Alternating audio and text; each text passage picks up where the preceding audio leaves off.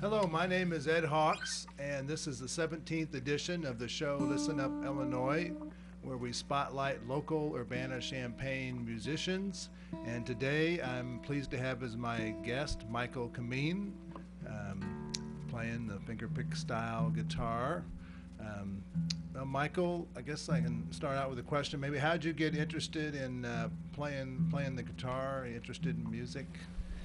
I got interested in music, I guess because a lot because of my family. My mom was pretty insistent on me playing the piano when I was a youngster, so I started out on that when I was about 5 or 6. I also have two older brothers who were both um, required to play piano, and then when I went into fifth grade, I joined the school band, also at, on, at, under the influence of my mother.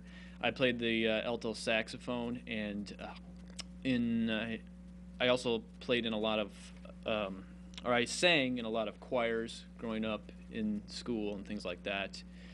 And then when I was my oldest brother, who's about 6 years older than me, he picked up the guitar when he was in high school. He was in a rock band and things like that, and I kind of picked it up through him, so to speak. I acquired one of his older guitars when he sold it, and that's how I kind of got into it, and I followed his influence pretty heavily. He's also a fingerstyle player. And so that's kind of how I got into it.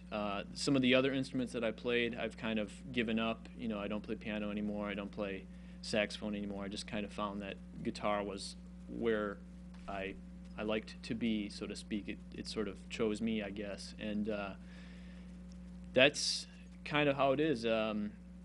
That's how I kind of got into music and playing. So you kind of had the base of the piano, probably reading music and learning kind of the structure of music kind of helped lead you into the guitar, then having all that knowledge.